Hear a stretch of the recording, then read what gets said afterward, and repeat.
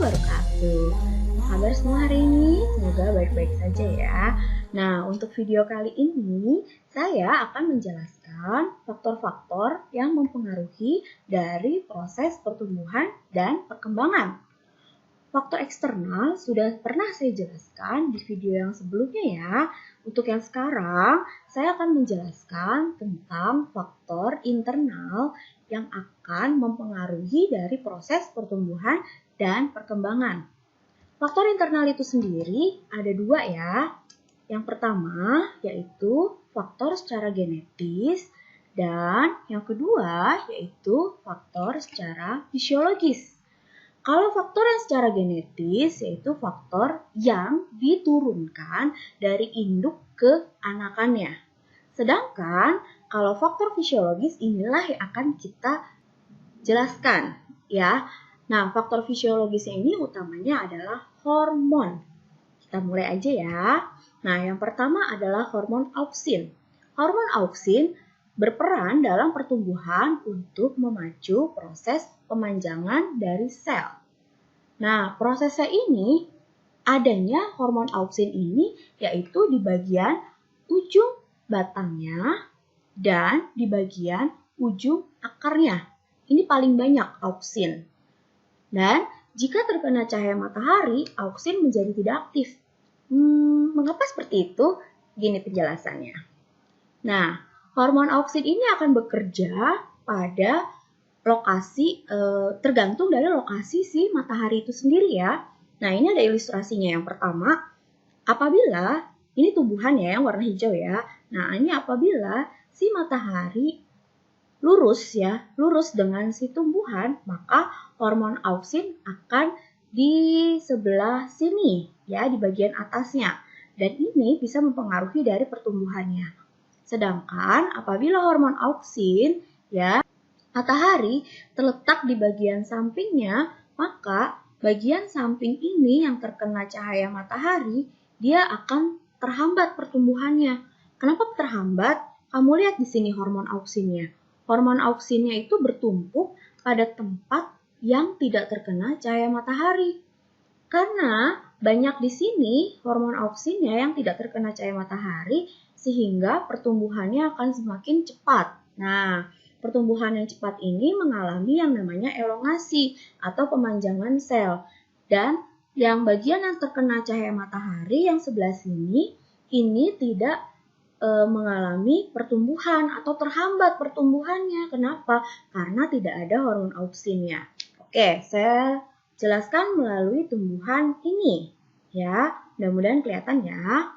Nah, di sini saya mencontohkan dari tumbuhan matahari ya, bunga matahari. Nah, apabila nih misalnya mataharinya di sebelah sini ya, maka auksinnya akan banyak di sebelah sini, dia tetap akan bisa tumbuh gitu. Nah, apabila mataharinya sebelah sini nih ya. Nah, si hormon auksinnya ya, ketika ada matahari yang sebelah sini, maka hormon auksinnya yang kena dengan cahaya matahari ini berpindah ke tempat yang tidak terkena cahaya matahari. Ya, karena berpindah ke tempat yang tidak terkena cahaya matahari, otomatis yang paling banyak kan di sebelah sini yang tidak terkena cahaya matahari ya, karena mataharinya dari sebelah sini. Maka ini akan tumbuh.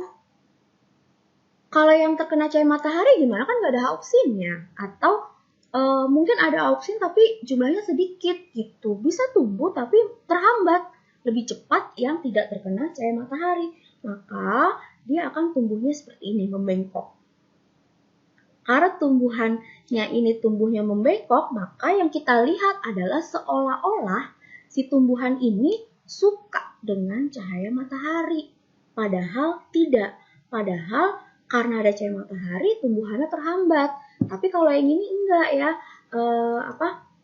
auksinnya di sebelah sini ya, gitu, yang banyak. Jadi dia cepat tumbuhnya, ya. Jadi seolah-olah si tumbuhan ini suka dengan cahaya matahari. Ya, itu ilustrasi dari kerja hormon auksin. Oke, berikutnya, nah auksin juga berpengaruh dalam pertumbuhan pada biji. Ini adalah tumbuhan semangka yang tanpa biji. Apabila ketika baru tumbuh nih semangkanya, ya, terus diberikan secara eksternal atau secara dari luar, si hormon auksin yang akan menyebabkan si biji yang ada dalam semangka ini menjadi tidak tumbuh. Gitu ya. Jadi auksin juga berpengaruh dalam pertumbuhan biji, bisa menghambat ya. Nah, hormon yang kedua adalah hormon giberelin. Hormon giberelin berpengaruh terhadap perkembangan dan perkecambahan embrio. Juga berperan dalam pembentukan bunga dan biji. Hormon giberelin itu hormon yang saling bekerja sama dengan hormon sitokinin dan juga auksin. Nah, ini contoh dari giberelin yang secara eksternal. Pemberian giberelin secara eksternal itu memacu apabila kita punya nih tumbuhan mangga misalnya yang sudah lama tidak berbuah. Terus kamu bisa tuh secara eksternal bisa disemprotkan atau misalnya dari pupuknya gitu kita tambahkan. Nah, ini nanti si ujung-ujung batang yang seharusnya dia memicu untuk pertumbuhan daun karena ada tambahan dari hormon giberelin bisa tumbuh menjadi bunga gitu. Jadi bisa muncul bunga untuk mempercepat ya. Itu fungsi lainnya dari hormon giberelin. Nah, yang ketiga adalah hormon gas etilen. Hormon gas etilen ini berperan dalam proses pematangan buah. Misalnya gini, biasanya petani itu akan memanen tumbuhan, ini saya contohkan adalah pada pisang sebelum matang atau sebelum waktunya. Supaya apa? Karena nanti si tumbuhan ini sendiri akan mengeluarkan gas etilen untuk berubah menjadi pisang yang lebih matang. Contoh lainnya misalnya gini deh, mangga. Mangga itu dipanen oleh petani buah sebelum masak ya. Jadi sebelum waktunya masak dia dipanen. Nah, kemudian nanti sama petani buah ini akan dimasukkan ke dalam peti buah. Nah, di dalam peti buah ini nantinya kadar oksigen itu akan berkurang. Karena kadar oksigen yang berkurang, maka akan memicu si gas etilen untuk muncul. Karena gas etilen muncul, maka menyebabkan si buah ini akan matang secara perlahan-lahan. Secara perlahan-lahan, nanti ketika sudah tiba waktunya pada tempat tujuan, dia akan pas waktunya untuk matang. Seperti itu ya. Tapi jangan sampai ketika dalam satu peti buah, ini buahnya mentah semua gitu ya. Tapi ada satu yang sudah matang. Kalau satu yang udah matang, terus dimasukkan, dicampurkan dengan buah yang belum matang, itu malahan bahaya. Kenapa? Karena bisa menyebabkan buah-buah yang lainnya itu membusuk gitu. Karena ini udah sangat matang satu buah ini gitu. Dan yang lainnya nanti akan ikut, kalau kita bahasa kita ya tertular gitu ya. Tertular menjadi membusuk. Karena disebabkan gas etilennya yang berbeda.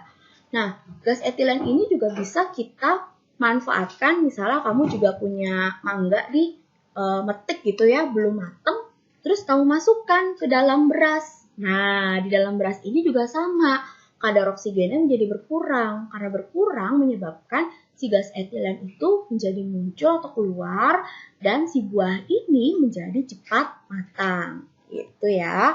Nah, yang ketiga yaitu pada hormon asam absisat.